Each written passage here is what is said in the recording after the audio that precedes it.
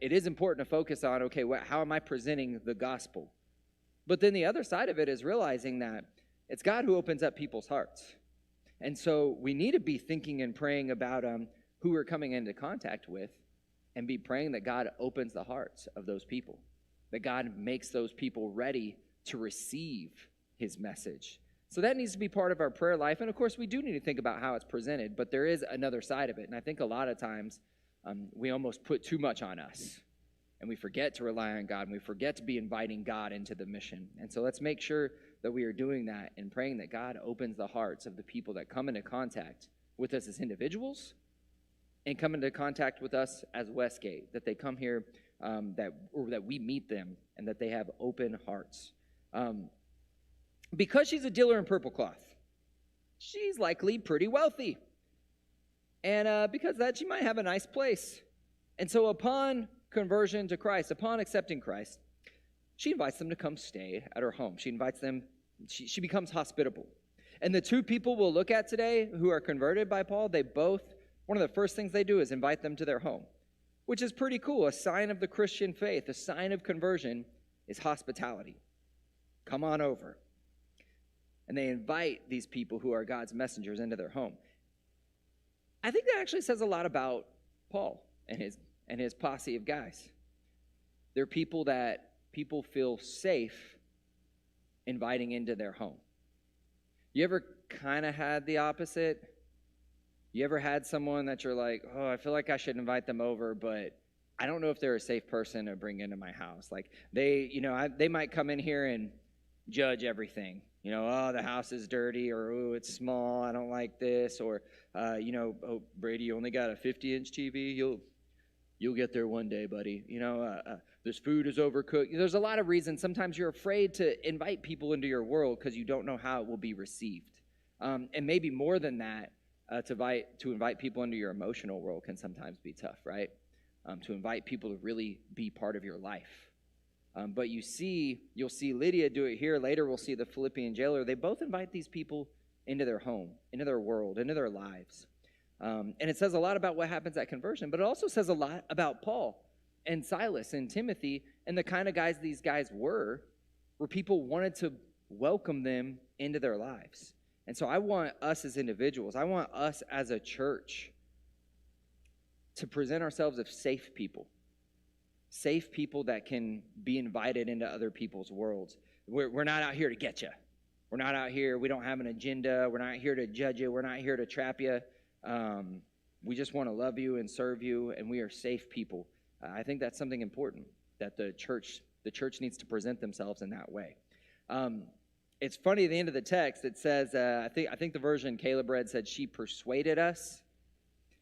Maybe a better translation there is actually she prevailed upon us, which is almost like Luke is saying, like, she was pushing us so hard that she wasn't taking no for an answer, and we were like, okay, fine, we'll stay with you, because she was just so persistent. And I should also say that this is about the time where it's changing from they to us. So you can see that at some point Paul has actually joined with them at this part.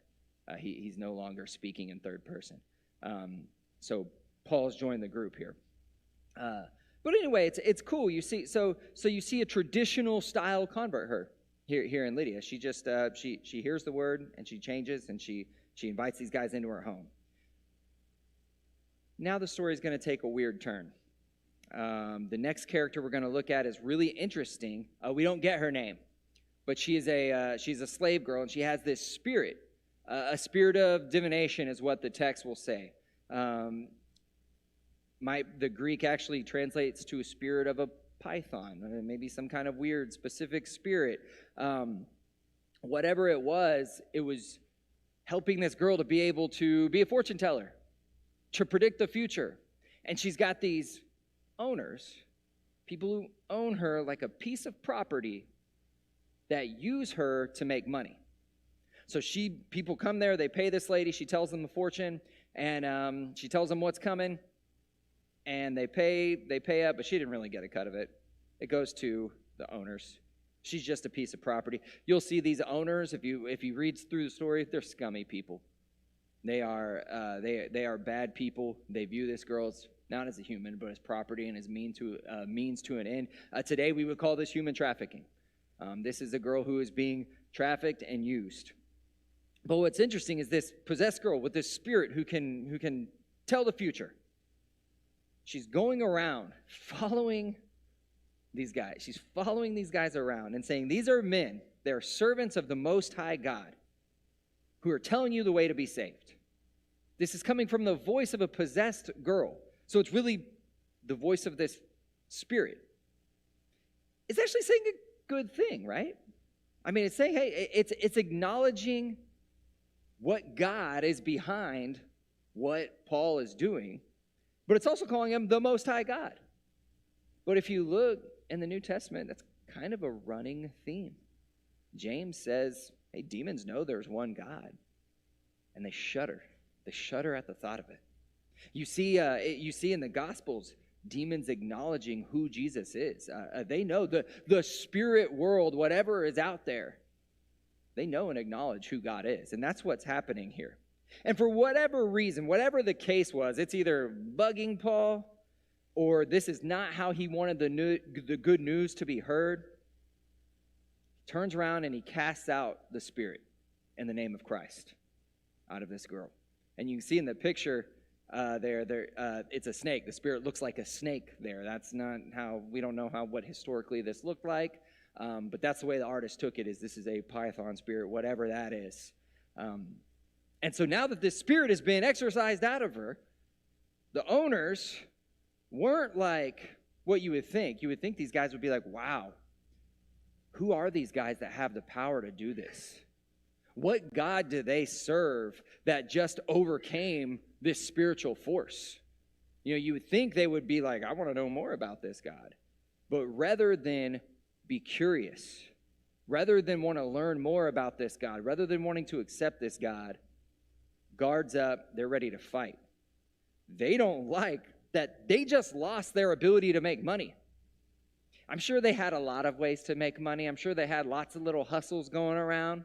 But one of their hustles was using this girl to tell fortunes. And now she can't do that because the spirit has been exorcised out of her. They've cast it out. And so, again, they're scummy people, and they figure out a way to round these guys up, maybe get a little mob going, and they turn them over to the authorities.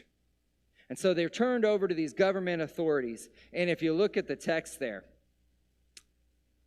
their first accusation against them is a cheap one. Really, the first accusation against them is, these men, they're Jews. And really, in this world, in that area, that's probably all you had to say. They're Jews. Racism was a thing back then, too. Anti-Semitism was a thing back then, too. And that's the first thing they say about these guys is, and they're not really like us, they're outsiders. They're guilty of being Jewish in a very Roman world. And then they accuse them of being very anti-Roman. They're doing things culturally unacceptable here. Things that aren't supportive of the state is essentially what they're saying. They're guilty of being unsupportive of the state. Nothing about, well, they cast out this spirit, now we can't make money. They're finding a different accusation. And if you look at the history of the early church during the Roman Empire, and when you talk about the church being persecuted in the Roman Empire, usually this right here is going to be the reason why. They're not supportive of the state. They won't worship the state gods. Maybe they're going to cause an uprising. You know, they're kind of secretive. We're a little scared of them. They're different. And so you see this is one of the first examples of this happening, of saying, well, they're not supportive of the government. And what's interesting is that wasn't even really the issue here. That wasn't really why these guys were even mad. They were mad that they lost a source of income, but they know, well, if we play they're against the state card, that'll get them arrested. So ultimately, this gets them thrown into prison. And it's kind of frustrating. You would think that this display of power, showing God's authority over these lesser spiritual entities, whatever they are, would make people want to believe in God and want to seek Him. But it actually did the opposite in this case. It made people buck up. It made people push against this God.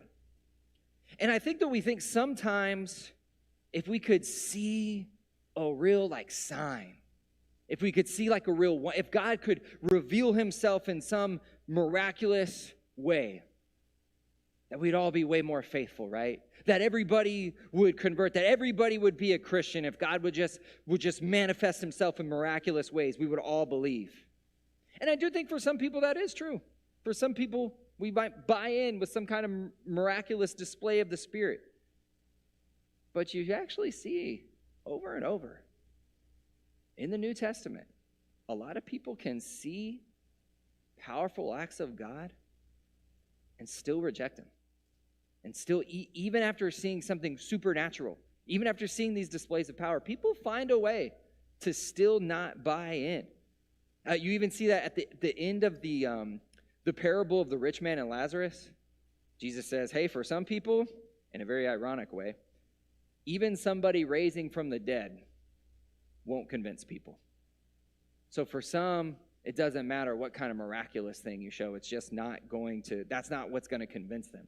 And so really, I say all this to say is I think throughout the church's history, there have been certain groups that kind of overemphasize manifestations of the Spirit, overemphasize miracles and signs. And I'm actually glad Cody Bob brought up that passage in 1 Corinthians, because the church in Corinth struggled with that. They overemphasized speaking in tongues and manifestations of the Spirit, and they thought, this is what makes us special, and this is what makes us important, and this is what you need.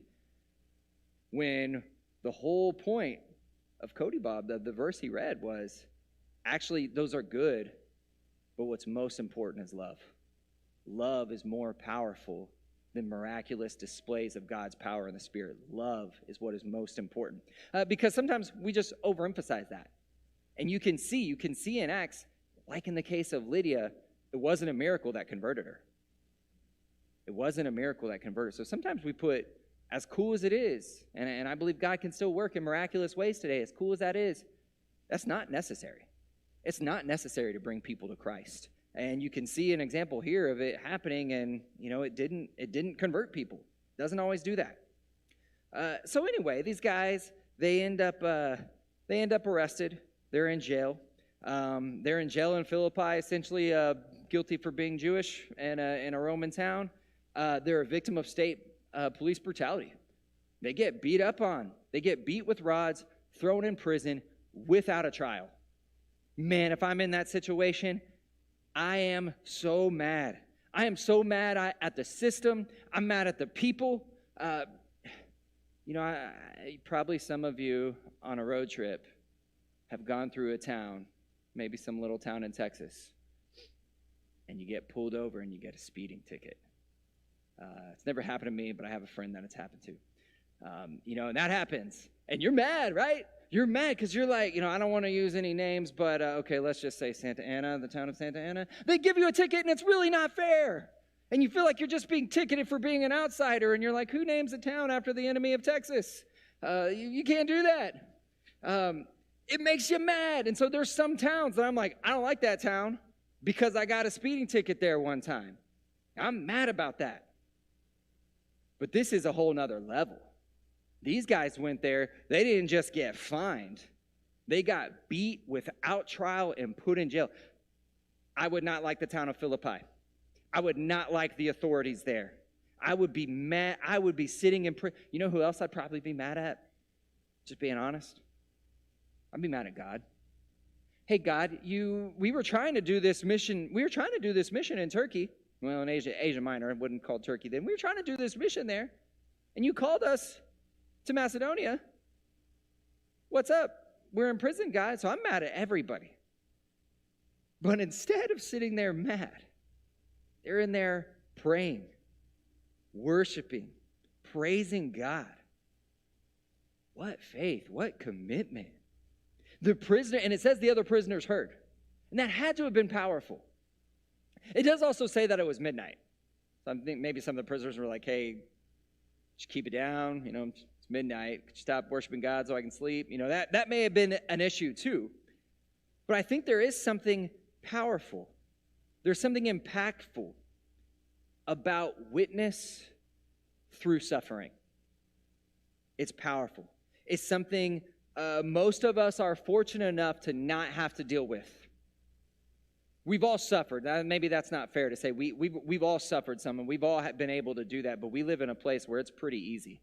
We live in a world in the U.S. It is very easy to worship in a way that we're not having to suffer. But one of our missionaries that we support in Haiti right now, I mean, he is witnessing through real suffering.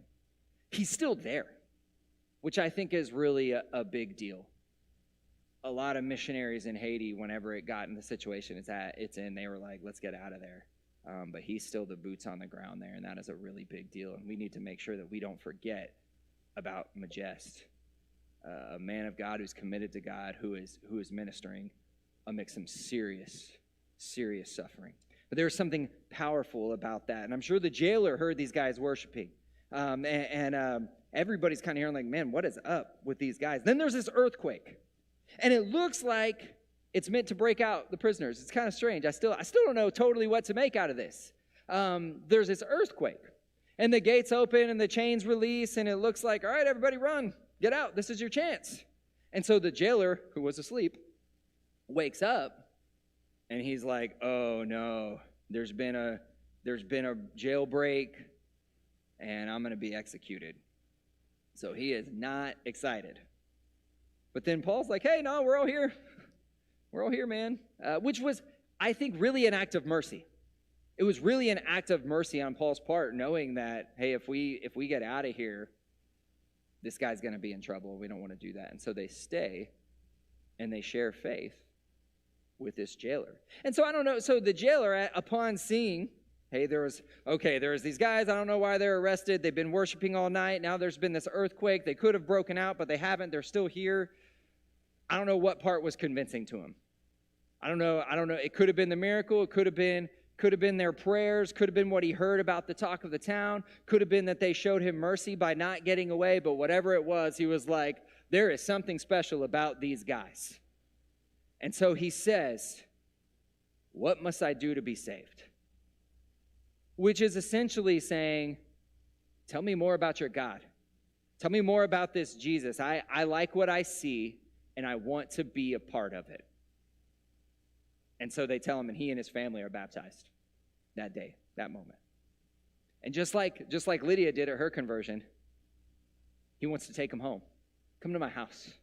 Come to my house, meet my family, tell us all about this. We want to host you. His faith makes him hospitable. It's important. So really a lot of cool things happening in Philippi. And there's a lot of kind of lessons you can pull out of this for missions. But I'll tell you this, is God works in a lot of different ways, in a lot of different modes and methods. And a lot of different modes and methods impact people differently. What is convicting and draws someone to Christ for one person may kind of fall on deaf ears for another. And that's not totally a bad thing. We're all unique. We're all different. And that's kind of what you see here. That's what you see in Acts is people are drawn to Jesus and drawn into the community of faith for different reasons. I'm glad we have a God who's willing to work with us, who's willing to reach out and meet us in different ways, who's willing to reach out and meet us in ways that make sense to us. A God who respects our uniqueness because he made us unique. And so he knows there's different ways to draw us in. And so I want you to be thinking about that this week. And if you are here this morning and you want to meet him, if you want to be drawn into him, if you want to give your life to him, or if you have any needs or any prayers that you want of the congregation, we are here. So if you have any need at all, come now as together we stand and sing.